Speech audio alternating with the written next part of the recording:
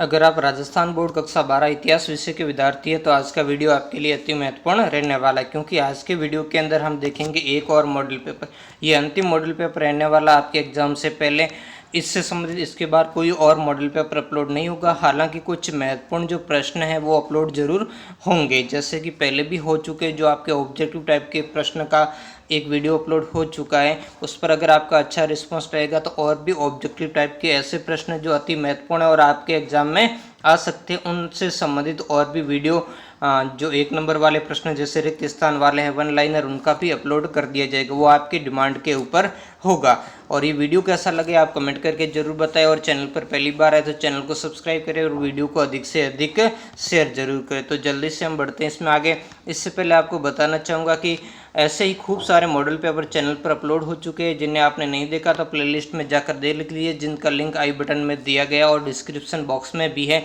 इसके अलावा मैंने एक व्हाट्सएप ग्रुप भी बनाया जिसका लिंक आप चैनल पर जाओगे तो वहाँ कम्युनिटी टैब में मैंने दिया हुआ है, वहाँ जाकर के आप व्हाट्सएप ग्रुप भी ज्वाइन कर सकते हो। और जैसे ही आपकी इतिहास विषय की एग्जाम हो आप तुरंत उसका पेपर का फ़ोटो लेकर के मुझे भेज देना। मैं उसका सॉल्यूशन के साथ आंसर आपको वीडियो के माध्यम से उपलब्ध करवा दूंगा। और जो आप करते प्रश्न प्रारंभ, जो आपके अवश्य वाले प्रश्न, इन प्रश्नों को आप समय बचाने के लिए आप बॉक्स बना करके ही लिखोगे। एक बॉक्स बनाओगे और बॉक्स के अंदर ही सारों प्रश्नों के उत्तर लिखोगे, ठीक है ना। तो इसमें आपके पहला क्वेश्चन है, निम्नलिखित में से किस स्थान से जुते हुए खेत के साक्ष्य मिले हैं? तो इसका होगा ब, कालीबंगा से। अगला है, मोहनजोदड़ो नामक स्थल कौन सी नदी के तट पर स्थित है? तो इसका भी सही ब होगा, सिंधु नदी। अगला, निम्नलिखित में ब्राह्मी और खरोष्टी जो लिपि को पढ़ने वाला कौन था? तो ये जेम्स प्रिंसेप था। इसने कब पढ़ी थी आप मुझे कमेंट बॉक्स में जरूर बताएं। अगला जो हम देखेंगे वो है, अर्थशास्त्र का रचयिता कौन था? तो अर्थशास्त्र का रचयिता कौन था? चाणक्य। चाणक्य जिसको विष्णुगुप्त या कौटिल्य के नाम से भी जानते हैं। कल्हण ने कौन सी पुस्तक लिखी थी? अगर आपको याद आ रही है तो बताइए। मेगस्थनी जिसने इंडिका नामक पुस्तक लिखी। बाणभट्ट, ये बाणभट्ट ने हर्षचरित्र लिखी थी। तो ऐसे इन पुस्तकों के नाम भी आपको याद रखने। निम्नलिखित में से किसके नेतृत्व में महाभारत का समालोचनात्मक संस्करण तैयार करने की परियोजना शुरुआत की गई थी? तो ये थे वी.एस. सुतथांकर। ये बहुत ही महत्वपूर्ण और ये क्वेश्चन आने की संभावना है। अगला हम देखें, धर्मसूत्र और धर्मशास्त्र विवाह के कितने प्रकारों की स्वीकृति देते हैं? तो ये कितने विवाह हैं? 8 प्रकार के विवाह, जिसमें 4 अच्छे माने गए और 4 अच्छे नहीं माने गए। अगला जो हम देखते हैं वो है क्वेश्चन संख्या 7 कि निम्नलिखित में से किस विदेशी यात्री को हठीला यात्री की संज्ञा दी गई? यानी वो हट करके अपनी यात्रा पर जाता था। तो वो कौन था? इब्न बतूता था।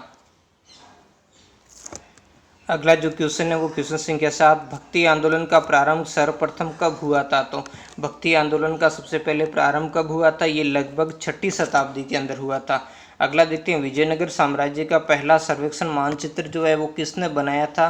तो इसका ब सही होगा, कर्नल कॉलिन मैकेंजी ने बनाया था। अगला है, व्हाइट टाउन से आपका क्या अभिप्राय है? तो व्हाइट टाउन क्या था? अब इसका आंसर देना। तो ये जिन इलाकों में अंग्रेज रहते थे उनको व्हाइट टाउन के नाम से जाना जाता था। अब देखते हैं क्वेश्चन संख्या 11 कि निम्नलिखित में से दिसंबर 1929 में कांग्रेस के लाहौर अधिवेशन की जो अध्यक्षता है वो किसने की थी? तो पंडित जवाहरलाल नेहरू ने। अगला है, गांधी जी ने अपनी नमक यात्रा की पूर्व सूचना निम्नलिखित में से किस वायसराय को दी थी? तो वो वायसराय कौन सा था? Lord Irwin. ये थोड़ा ऑप्शन अलग हो गया है, यहाँ पर बी और यहाँ पर सी आना चाहिए, ठीक है। तो उस समय वायसराय कौन थे? लॉर्ड इरविन थे, उनको सूचना दी थी। अगला है, जैसे रिक्त स्थानों की आपको पूर्ति कर दी। रिक्त स्थान ने नानक और उनके उत्तराधिकारियों बाबा फरीद, रविदास और कबीर की वाणी को आदि ग्रंथ में संग्रहित किया था। तो ये कौन थे? इनका नाम था गुरु अर्जुन देव। कौन थे? गुरु अर्जुन देव थे। अगला जो है, रिक्त स्थान 1857 के दोपहर बाद मेरठ छावनी में सिपाहियों ने विद्रोह कर लिया था। ये कौन सी तारीख थी? 10 मई थी, ठीक है ना। अगला है, अंग्रेजों ने भारत में सबसे पहले अपना औपनिवेशिक शासन कहाँ पर स्थापित किया था? तो ये है बंगाल प्रांत से। कौन से प्रांत से स्थापित किया था? बंगाल प्रांत से। अगला है, रेत शब्द का प्रयोग अंग्रेजों द्वारा रिक्त स्थान के लिए किया गया था। तो रेत शब्द का प्रयोग अंग्रेजों द्वारा किसके लिए किया गया था? ये किसान के लिए किया गया था। अगला देखिए, 5वीं रिपोर्ट ब्रिटिश संसद में रिक्त स्थान कब प्रस्तुत की गई थी? तो ये 1813 ईस्वी के अंदर प्रस्तुत की गई थी। अगला जो हम देखेंगे वो अखिल भारतीय जनगणना का प्रथम प्रयास कब हुआ था? तो ये 1872 ईस्वी के अंदर हुआ था। अब हम देखते हैं अति लघुत्रात्मक टाइप के प्रश्न, ठीक है ना, जिसका आपको जवाब एक पंक्ति या एक शब्द के अंदर देना है।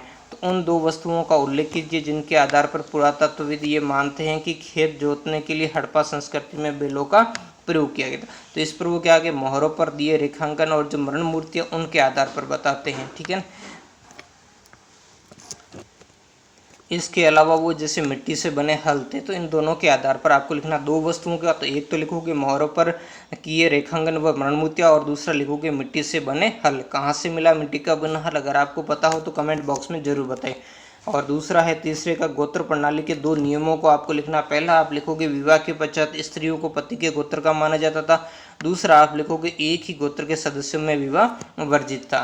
तीसरा क्वेश्चन है स्त्री धन को परिभाषित कीजिए। ये भी वेरी इंपॉर्टेंट क्वेश्चन है कि विवाह के समय मिले उपहारों पर स्त्रियों का स्वामित्व माना जाता था और इसे ही स्त्री धन के नाम से जाना जाता था।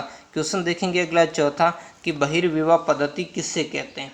ठीक है, कौन सी पद्धति यहाँ पर पूछा है, बहिर्विवाह पद्धति किससे कहते हैं, ये अंतर्विवाह पद्धति से किस प्रकार भिन्न यानी अलग है, उससे कैसे। तो देखो गोत्र से बाहर विवाह करने को हम बहिर्विवाह पद्धति कहते हैं, यानी एक ही गोत्र में विवाह नहीं होता, एक गोत्र अलग अलग गोत्र के लोग विवाह करेंगे उसे ही विवाह बहिर्विवाह पद्धति यानी बाहर गोत्र से बाहर विवाह करना। परंतु अंतर्विवाह समूह गोत्र कुल और जाति के बीच में ही होते हैं। ठीक है ना, इस चीज़ को ध्यान रखना। अगला किताबुल हिंद नामक कृति किसकी रचना है, ये कौन सी भाषा के अंदर लिखी गई थी। तो इसमें आप तो ये किताबुल हिंद नामक कृति उज्बेकिस्तान से आए विदेशी यात्री जिसका नाम क्या था, अल बिरूनी की रचना है। अब इसकी पूछिए भाषा, तो भाषा कौन सी है इसकी, अरबी भाषा के अंदर लिखी गई। कौन सी भाषा है, अरबी भाषा आपको लिखना है। ठीक है ना। अगला है फ्रांसवा बर्नियर कौन था।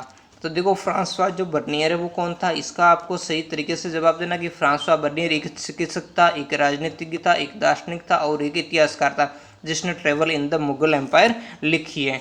अगला जो क्वेश्चन है सव्य को विष्णु की प्रेयसी मानकर अपनी प्रेम भावना को चंदों में व्यक्त करने वाली प्रथम अलवार संत पूछा है। तो ये प्रथम अलवार संत कौन थी, इसका नाम था अंडाल। ये महिला थी, प्रथम जो अंडाल नाम था। तो अंडाल ने समय को विष्णु की प्रेयसी मानकर अपनी जो प्रेम भावना वो चंदों के माध्यम से व्यक्त की। अगला संथालों द्वारा ब्रिटिश शासन के विरुद्ध किए गए विद्रोह के दो कारण आपको लिखने। पहला आप इसमें लिखोगे अंग्रेजों ने संथालों की भूमि पर भारी कर लगा दिया था। दूसरा लिखोगे साहूकार लोग ऊंची दर पर ब्याज लगा रहे थे। सभी प्रश्नों के पीछे उनके नंबर अंकित है।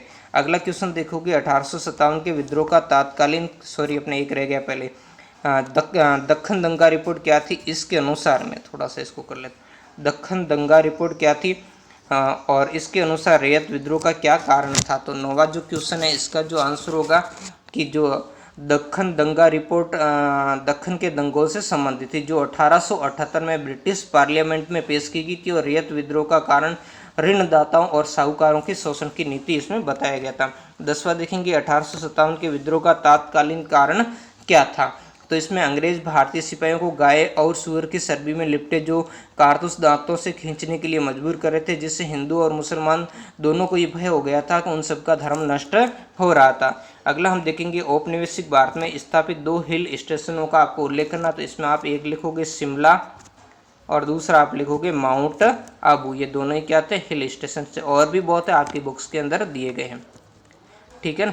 अगला जो इसका 12वां है वो हम देखेंगे कि इब्न बतूता भारतीय डाक प्रणाली की कार्यकुशलता को देखकर क्यों चकित हो गया था। तो इसमें आप लिखोगे कि डाक व्यवस्था की कार्यकुशलता के कारण व्यापारियों के लिए न केवल लंबी दूरी तक सूचना और उधार भेजना संभव हुआ बल्कि अल्प समय पर माल भेजना भी संभव हुआ था। तो इसी कारण वो आश्चर्यचकित हो गया। चौथा है गणेश्वर जोधपुरा संस्कृति पर संक्षिप्त आपको टिप्पणी करनी है। तो इसमें आपको लिखना राजस्थान के खेतड़ी क्षेत्र में मिले साक्ष्यों को पुरातत्वविदों ने गणेशपुर जोधपुरा संस्कृति के नाम से पुकारा। इस संस्कृति के विशिष्ट मृतभांड हड़प्पाई मृतभांडों से भिन्न थे तथा यह तांबे की वस्तुओं की विपुल संपदा मिली है और विद्वानों का अनुमान है कि इस क्षेत्र के निवासी हड़प्पा सभ्यता के लोगों को तांबा भेजते थे और राजस्थान के खेतड़ी अंचल से तांबा प्राप्त करने हेतु हड़प्पा से अभियान भेजे जाते थे, यानी वहाँ से जो व्यापारिक मंडल वगैरह जाया करते थे। 5वां क्वेश्चन है आरंभिक भारतीय इतिहास में 6वीं शताब्दी ईसा पूर्व को एक महत्वपूर्ण परिवर्तनकारी काल माना जाता है, ऐसा क्यों है। तो इसमें आपको पॉइंट बनाकर लिखना है। जैसे पहला अब ये 2 नंबर के तो 2-3 पॉइंट आप लिख सकते हो इसमें। इस काल को प्राय आरंभिक राज्यों नगरों और लोहे के बढ़ते प्रयोग तथा सिक्कों के विकास के साथ जोड़ा गया। दूसरा लिखो कि इस काल में बौद्ध धर्म और जैन धर्म सहित विभिन्न दार्शनिक विचारधाराओं का विकास हुआ। तीसरा लिखोगे इस काल में 16 महाजनपदों का उदय हुआ। ऐसे पॉइंट करके लिखोगे। मैंने पहले भी वीडियो इससे समझ अपलोड कर दिया कि उत्तर कैसे देने, प्रश्नों के उत्तर आपको एग्जाम कॉपी में कैसे देने, क्या रणनीति अपनानी, ये सारे वीडियो आप चैनल पर जाकर के देख लीजिए। उनसे निश्चित रूप से उन वीडियो को देखने के बाद में 15 से 20% आपके नंबरों के अंदर बढ़ोतरी होने वाली है। अगला छठा क्वेश्चन देखेंगे, धर्मसूत्रों और धर्मसूत्रों के चारों वर्णों के लिए क्या जीविका बताएगी, ये क्या वह जीविका आज भी विद्यमान है, ये आपको लिखना। तो इसमें आप पॉइंट बनाकर इसमें लिखोगे। पहला लिखोगे ब्राह्मणों का कार्य वेदों का अध्ययन, वेदों की शिक्षा, यज्ञ करना और करवाना, दान देना और दान लेना था।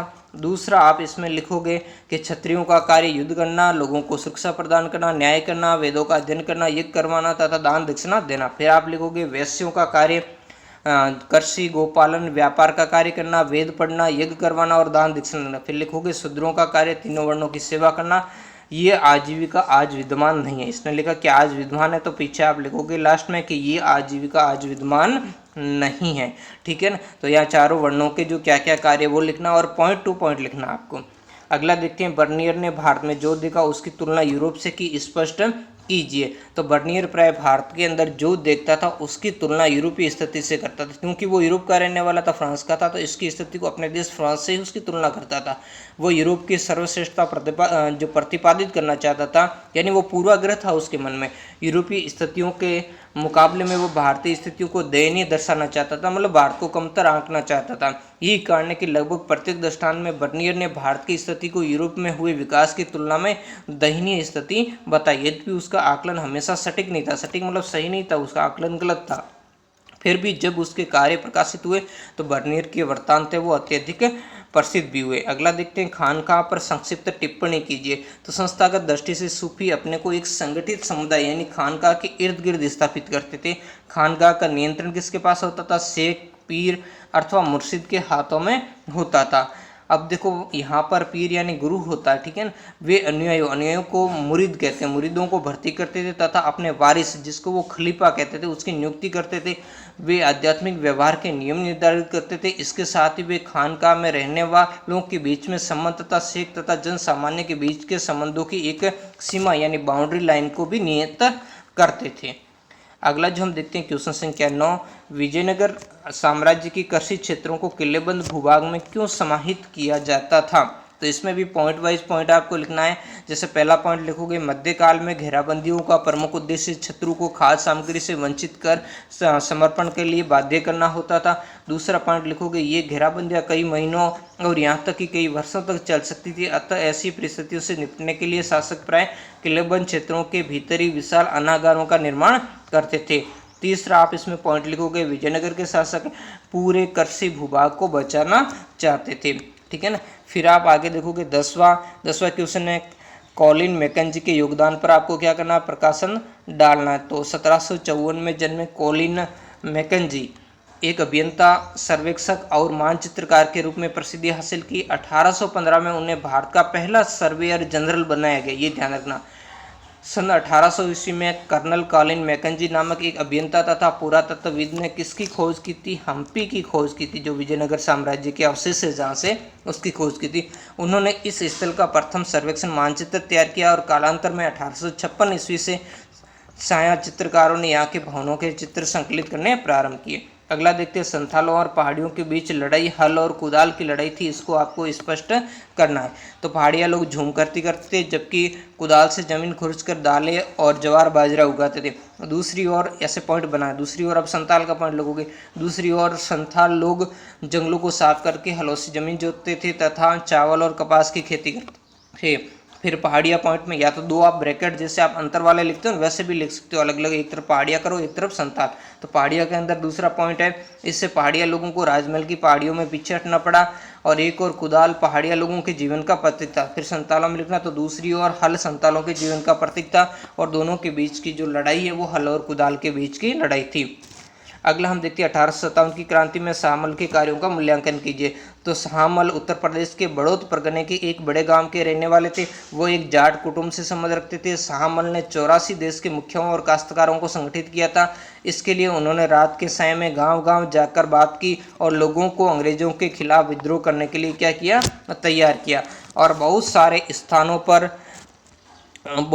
स्थानों की तरह यहाँ भी, कहाँ पर, जहाँ पर बड़ौद में भी अंग्रेजों के खिलाफ आंदोलन एक व्यापक विद्रोह में तब्दील हो गया। शाहमल के आदमियों ने सरकारी इमारतों पर हमला किया, नदी पुलों को ध्वस्त कर दिया और पक्की सड़कों को उन्होंने खोद डाला ताकि अंग्रेज है वो उनके इलाके के अंदर प्रवेश नहीं कर सके। और जुलाई 1857 में शाहमल को अंग्रेजों द्वारा युद्ध के अंदर मार दिया। इस तरीके से आपको लिखना है पॉइंट टू पॉइंट बना करके, ठीक है ना। अगला देखते 13वां, देह से जान जा चुकी थी, ये वाक्य किसके लिए कहा गया? तो ये वाक्य अवध के नवाब वाजिद अली शाह के लिए कहा गया, ठीक है ना। तो ये अवध के नवाब जो वाजिद अली शाह को ये कहते हुए गद्दी से हटा दिया गया और कलकत्ता निर्वाचित कर दिया गया कि वह अच्छी तरीके से शासन नहीं कर रहे। जब वे अपने प्यारे लखनऊ से विदा हो रहे थे तो बहुत सारे लोग विलाप करते हुए कानपुर तक उनके पीछे गए। इतनी लोग उनको चाहते थे। नवाब के निष्कासन से पैदा हुए दुख और अपमान के इस व्यापक एहसास को उस समय के बहुत सारे प्रेक्षकों ने दर्ज किया और उसमें उन्होंने लिखा कि देश से जान जा चुकी थी और शहर की काया बेजान थी। कोई सड़क, कोई बाजार, घर ऐसा न था जहाँ से जान आलम से बिछड़ने का विलाप का शोर गूंज न रहा हो। अगला देखते हैं 18वीं शताब्दी के प्रारंभिक वर्षों में औपनिवेशिक सरकार ने नगरों के लिए मानचित्र तैयार करने पर ध्यान क्यों दिया? तो यहाँ पर आपको लिखना है कि औपनिवेशिक सरकार की मान्यता थी कि किसी शहर की बनावट और भूदर्शी को समझने के लिए मानचित्र आवश्यक होते हैं और इस जानकारी के आधार पर वे इलाके पर अधिक नियंत्रण स्थापित कर सकते थे। और शहरों के मानचित्र से हमें उस स्थान पर पहाड़ियाँ, नदियों और हरियाली का पता चलता था। वे समस्त बातें रक्षा संबंधी उद्देश्यों के लिए योजना तैयार करने में बड़ी उपयोगी सिद्ध होती थी। मकानों की सघनता, सड़कों की स्थिति आदि इलाके की व्यावसायिक संभावनाओं की जानकारी मिलती। तो इस तरीके से आपको पॉइंट बना करके इन सारी बातों को लिखना। एक चीज़ हमेशा ये ध्यान रखना, पॉइंट बनाकर ही लिखना है और यही अच्छे नंबर प्राप्त करने की खासियत है। इब्न बतूता ने भारतीय शहरों के संबंध में जो लिखा उस पर आपको क्या करना है, प्रकाश डालना है। तो इब्न बतूता के अनुसार भारतीय शहर घनी आबादी वाले तथा समृद्ध थे, परंतु वे कभी कभी युद्धों तथा अभियानों में विनष्ट हो जाते थे और अधिकांश शहरों में भीड़ भाड़ वाली सड़कें, इसके अलावा चमक दमक वाले और रंगीन बाजार थे जो विभिन्न प्रकार के वस्तुओं से भरे रहते थे। दिल्ली एक बड़ा शहर था जिसकी आबादी बहुत अधिक थी तथा वह भारत में सबसे बड़ा शहर था। दौलताबाद महाराष्ट्र के अंदर जो स्थित था वो भी कम नहीं था और आकार में वह दिल्ली को क्या करता था, चुनौती देता था। इस तरीके से आपको आंसर लिखने हैं। इसका 16 हम देखेंगे, गांधी जी सामान्य जन से घनिष्ठ रूप से जुड़े हुए थे, इसकी व्याख्या करनी है। तो गांधी जी आम लोगों की तरह रहते थे, उनके ही तरह क्या करते थे, वस्त्र पहनते थे, उनकी ही भाषा में बोलते थे। गांधी जी लोगों के बीच में एक साधारण धोती में जाते थे। वे किसानों, मजदूरों, कारीगरों, गरीबों, दलितों से गहरी सहानुभूति रखते थे। वे प्रतिदिन कुछ समय के लिए चरखा चलाते थे और वे मानसिक व शारीरिक परिश्रम में कोई भेद नहीं मानते थे और इसी कारण गांधी जी लोगों के बीच में क्या है, प्रसिद्ध थे और लोग भी उनसे अपना जुड़ाव महसूस करते थे। अब देखो खंड संख्या 6 यानी 3 अंक वाले प्रश्न प्रारंभ होंगे। ये अथवा वाले प्रश्न, इन दोनों में से आपको कोई भी एक करना है, दोनों नहीं करने हैं। अब देखो ये बहुत बड़े हैं, इतने सारे, जैसे मैं एक प्रश्न का आपको बता देता हूँ, बाकी आप इतने सारों का कहूँगा तो वीडियो बहुत लंबा हो जाएगा और वो उचित भी नहीं होगा, ठीक है। तो एक प्रश्न इसका मैं आपको बता देता हूँ, जिससे हड़प्पावासियों की सुदूर क्षेत्रों से के साथ संबंध थे, स्पष्ट कीजिए, इसके बारे में बता। तो इसको भी आपको पॉइंट टू पॉइंट लिखना है और हमें लिखना है कि पुरातात्विक खोजों से ज्ञात होता है कि हड़प्पावासियों के सुदूर देशों से संपर्क थे और निम्नलिखित तथ्यों से इस बात की पुष्टि होती है कि हड़प्पा सभ्यता के सुदूर देशों से संबंध थे। इस तरीके की बात लिखनी है। फिर आपको पॉइंट टू पॉइंट, पहला पॉइंट लिखोगे ओमान से संबंध, ऐसा लिखना है। तो आप लिखोगे अरब प्रायद्वीप के दक्षिण पश्चिमी छोर पर स्थित ओमान से तांबा लाया जाता था। रासायनिक विश्लेषण से ज्ञात होता है कि ओमानी तांबे तथा हड़प्पाई पुरावस्तुओं दोनों में निकल के अंश मिलते हैं जो दोनों के साझा उद्भव की ओर संकेत देते हैं। इसके अतिरिक्त ओमानी स्थलों से एक बड़ा हड़प्पाई मर्दबान, जो आपकी किताब के अंदर फोटो आया है, जिसके ऊपर काली मिट्टी की एक मोटी परत चढ़ाई गई है, भी मिलता है। दूसरा पॉइंट आप लिखोगे मेसोपोटामिया के लेखों से जानकारी प्राप्त होना, यानी पॉइंट के अंदर भी सब पॉइंट आप बनाओगे और उसे हाईलाइट करोगे अंडरलाइन करके। मेसोपोटामिया के विभिन्न नगरों में हड़प्पा सभ्यता की लगभग 2 दर्जन मोहरें मिलती हैं। 30वीं सहस्त्राब्दी ईस्वी के पूर्व के मेसोपोटामिया के लेखों में मगान, जो संभवतः ओमान के लिए प्रयुक्त हुआ नाम नामक क्षेत्र से तांबे के आने का उल्लेख। तीसरा पॉइंट लिखोगे आप लंबी दूरी के संपर्कों की ओर आने वाली अन्य पुरातात्विक खोजें। इसके अंदर आप आगे लिखोगे लंबी दूरी के संपर्कों की ओर संकेत करने वाली अन्य पुरातात्विक खोजों में हड़प्पा, मोहरे, बाढ़, पासे और मनके शामिल है। चौथा पॉइंट आप लिखोगे मेसोपोटामिया के लेख से दिलमुन, मग्गान और मेहलुआ से संपर्क की जानकारी। इसमें आगे लिखोगे आप कि मेसोपोटामिया के लेखों से दिलमुन जो संभवतः बहरीन द्वीप, मग्गान, ओमान तथा मेहलुआ जो संभवतः हड़प्पाई क्षेत्र के लिए प्रयुक्त शब्द हैं नामक क्षेत्रों से हड़प्पा की जानकारी मिलती है। नामक क्षेत्रों से जो हड़प्पा के साथ संपर्क की जानकारी मिलती है। ओमान, बहरीन या मेसोपोटामिया से संपर्क सामुद्रिक मार्ग से था यानी जल मार्ग से था, क्योंकि मेसोपोटामिया के लेखों में मेहलुआ को नाविकों का देश कहा गया और इसके अतिरिक्त इन मोहरों पर जहाज़ों और नावों के चित्र भी मिलते हैं।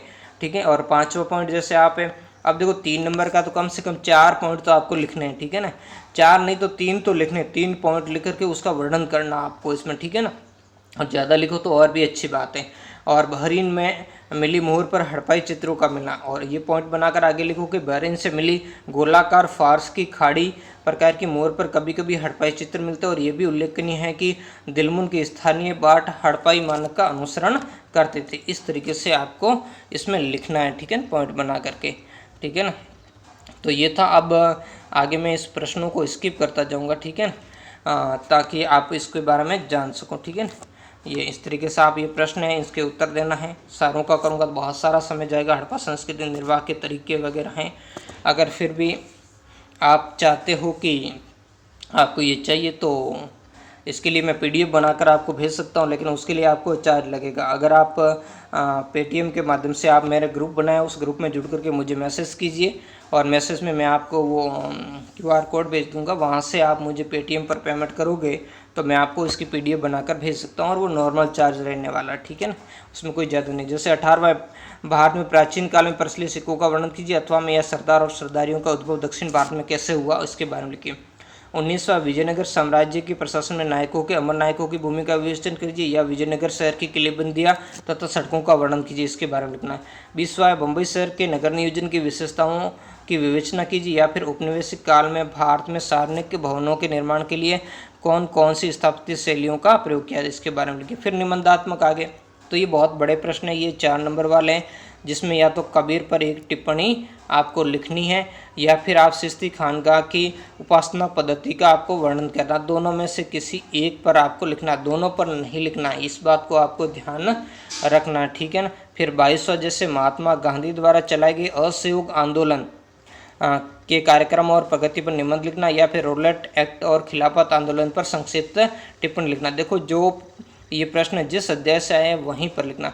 इसमें भी मैं जैसे आपको एक ये कबीर वाले का बता देता हूँ कि कैसे उत्तर लिखना है। ठीक है ना, तो कबीर जिसमें आपको लिखना लगभग 14वीं-15वीं सदी यानी 1398 से 1518 ईस्वी तक संत कवियों में अप्रतिम थे। इतिहासकार ने उनके जीवन और काल का अध्ययन उनकी रचनाओं और बाद में लिखी जीवनियों के आधार पर किया, जो एक चुनौतीपूर्ण काल। फिर इसमें भी पॉइंट बनाकर लिखोगे। कबीर की वाणी की विशिष्ट परिभाषा है, इसमें लिखोगे कबीर की वाणी 3 विशिष्ट परिपाटियों में, तीनों का नाम लिखना है। जैसे कबीर की वाणी 3 कौन सी, जैसे पहले लिखोगे कबीर बीजक। कबीर बीजक कबीर पंथियों द्वारा वाराणसी और उत्तर प्रदेश के अन्य स्थानों पर संरक्षित हैं। दूसरी लिखोगे आप कबीर ग्रंथावली। कबीर ग्रंथावली का संबंध राजस्थान के दादूपंथियों से है। तीसरा लिखोगे आदि ग्रंथ साहिब में कबीर के पदों का संकलन होना, तो इसमें लिखोगे कबीर के कई पंथ जो कई पद है, तो इसमें आप जैसे तीसरा पॉइंट जैसे लिखोगे आदि ग्रंथ साहिब में कबीर के पदों का संकलित होता, तो कबीर के कई पद आदि ग्रंथ साहिब में संकलित है। कबीर के लगभग सभी पांडुलिपि संकलन कबीर की मृत्यु के बाद किए गए हैं, और 19वीं शताब्दी में उनके पद संग्रह को बंगाल, गुजरात और महाराष्ट्र जैसे प्रदेशों में प्रकाशित किया गया। फिर आप इसमें दूसरा पॉइंट लिखोगे कि कबीर की रचनाओं का अनेक भाषाओं तथा बोलियों में मिलना, तो कबीर की रचनाएं अनेक भाषाओं तथा बोलियों में मिलती है। उनमें कुछ निर्गुण कवियों की विशेष बोली संत भाषा में, कुछ रचनाएं उलट बांसी यानी उल्टी कई उक्तियों के नाम से प्रसिद्ध है। ये इस प्रकार से लिखी गई है कि उनके रोजमर्रा के अर्थ को उलट देती है। इन उलट बांसियों की रचनाओं का अभिप्राय परम सत्य के स्वरूप को समझने की कठिनाई को दर्शाता है। केवल ज फूल्या फूल बिन और समुद्र लागी आग जैसी अम्बी व्यंजनाएं कबीर की रहस्यवादी अनुभूतियों को प्रकट करनी है। फिर इसमें तीसरा पॉइंट लिखोगे कि परम सत्य को वर्णित करना, तो इसमें आगे वर्णन भी करना है। ऐसा सब पॉइंट लेकर के कबीर वाणी की प्रमुख विशेषता ये है कि कबीर ने परम सत्य का वर्णन करने के लिए अनेक परिपाटियों का सहारा लिया। इस्लामी दर्शन की बात हुए इस सत्य को अल्लाह, खुदा, हजरत और पीर कहते हैं और वेदांत दर्शन से प्रभावित हुए सत्य को अलग यानी अदर्शी, निराकार, ब्रह्म और आत्मन कहते हैं। योगी परंपरा से प्रभावित कबीर शब्द और शून्य जैसे शब्द पदों का भी प्रयोग करते हैं। चौथा, इसमें आपको सब पॉइंट जैसे लिखोगे विविध विचारों की अभिव्यक्ति। तो कबीर की कुछ रचनाएं इस्लामी एकेश्वरवाद और मूर्ति भंजन का समर्थन करते हुए हिंदू धर्म के बहुदेववाद तथा मूर्ति पूजा का खंडन करती है और कुछ अन्य रचनाएं जिक्र और इसके सूफी सिद्धांतों का प्रयोग नाम सिमरन और हिंदू परंपरा की अभिव्यक्ति के लिए करती है। ऐसा लिखना, हालांकि कबीर का किसी एक विशेष के लिए नहीं था, वो सब के लिए, उसके लिए तो हिंदू मुस्लिम सभी एक ही थे। वो तो कहते हैं जीव हमारी जाति है, मानव धर्म हमारा, हिंदू मुस्लिम सिख ईसाई धर्म कोई नहीं न्यारा, क्योंकि वो तो संवय खुद को ही परमात्मा कहते थे और वो परमात्मा ही थे जो सबको एक करके गए। किसी को उन्होंने लड़ाया नहीं, झगड़ाया नहीं, सबको एक किया और एक शिक्षा दी कि सभी आप मानव हो, आपका कोई धर्म नहीं है, धर्म है तो एक ही है, मानव धर्म। अब फिर आगे पांचवा जैसे पॉइंट लिखना कबीर की शिक्षाएं, तो उसमें आपको कबीर की प्रमुख शिक्षाएं लिखनी है। जैसे ईश्वर एक है जो निर्गुण, निराकार और सर्वव्यापक है। यहाँ हालांकि उन्होंने निर्गुण लिखा है किताबों में, लेकिन वो निर्गुण निराकार नहीं है, वो सर्वव्यापक। वो खुद तो कहते थे मैं ही अलग अल्लाह हूँ और मैं ही कुतुब, गौस और पीर, है ना, यानी मैं ही भगवान हूँ, मैं ही गुरु हूँ, ठीक है ना। तो वो खुद को कहते थे, तो वो फिर निराकार नहीं थे। ये तो बाद के अंदर कुछ बातें लिख दी। कबीर ने जैसे मूर्ति पूजा का तथा बहुदेववाद का खंडन किया। उन्होंने जाति प्रथा तथा ऊंच नीच के भेदभाव का खंडन किया। उन्होंने धार्मिक आडंबरों व कर्मकांडों का विरोध किया। कबीर ने गुरु के महत्व पर भी बल दिया। तो इस तरीके से आपको इसमें लिखना, ठीक है ना। अब मैं आपको मानचित्र वाले क्वेश्चन करवा देता हूँ और उसके बाद में हम वीडियो को कंप्लीट करेंगे। जैसे ये मानचित्र वाले क्वेश्चन है 23वां, जिसमें भी अथवा में दो है, तो दोनों में से आपको कोई एक करना है। या तो ये चार स्थान जो ये वाले हैं ना, राजगृह, बरेली, लखनऊ या ग्वालियर, ये अंकित करना है, या फिर इधर वाले ये चार स्थल। ऐसा नहीं कि हाँ कुछ उसमें से और कुछ इसमें से कर दो, या तो ये फिर धोलावीरा, मथुरा, बम्बई और चंपारण, इनमें से। तो ठीक है ना, इसमें से चार स्थलों के आप अंकन करना है। तो मैं तो आपको 8 के 8 स्थल अंकित करवाऊंगा, लेकिन आपको केवल 4 ही। जैसे यहाँ पर इन्होंने पहला स्थान बरेली आया, तो बरेली आपको पता है कि कहाँ पर है, उत्तर प्रदेश के अंदर। तो आपको उत्तर प्रदेश में वैसे हरियाणा साइड वाला इलाका, लेकिन आपको ऐसे ही मानचित्र आएगा तो आप उसमें कहीं भी अंकन कर सकते हो, ठीक है ना, उत्तर प्रदेश के। लेकिन थोड़ा उत्तर प्रदेश का उत्तरी इलाका वहाँ की साइड में करो। लखनऊ तो आपको पता है, लखनऊ इधर जो बीच में है पूरा उत्तर प्रदेश के, तो अंदर आपको यहाँ पर लखनऊ करना है, ठीक है ना। और उसके बाद में जैसे राजगृह आया, तो राजगृह आपको पता है बिहार के अंदर, तो यहाँ पर आप करोगे राजगृह। और फिर था ग्वालियर, तो ग्वालियर आपको पता है एमपी के अंदर है, तो यहाँ पर आप करोगे ग्वालियर, ठीक है ना, इस तरीके से। अब मैं अगले जो 4 स्थान हैं उनको भी आपको बता देता हूँ कि उनका भी अंकन कहाँ पर होगा, ठीक है ना। तो जैसे अगला स्थान, जैसे एक था आपके मथुरा, तो मथुरा भी उत्तर प्रदेश में इस साइड में ही था आपके, ये बरेली और मथुरा आपके पास में ही है, तो यहाँ पर आपको करना है मथुरा। दूसरा था चंपारण, तो चंपारण आपके यहाँ पर बिहार के अंदर है, तो आप यहाँ पर लिखोगे चंपारण। थोड़ा वहाँ होना चाहिए, बाकी एग्जामिनर उतना ध्यान नहीं देता है, और थोड़ा बहुत होता है तो उसको भी एग्जामिनर को भी पता होता है। फिर यहाँ पर धोलावीरा गुजरात के अंदर, आपको उस राज्य के अंदर होना चाहिए, ठीक है, बाकी कोई दिक्कत नहीं है। फिर जैसे बम्बई, तो बम्बई यहाँ पर महाराष्ट्र के अंदर था। तो ये कुल मिला करके आपका मॉडल पेपर था। थोड़ा आज बड़ा वीडियो हो गया। वीडियो कैसा लगे कमेंट करके जरूर बताएं और चैनल को सब्सक्राइब जरूर करें। धन्यवाद। मिलते हैं नेक्स्ट वीडियो में एक नए टॉपिक के साथ।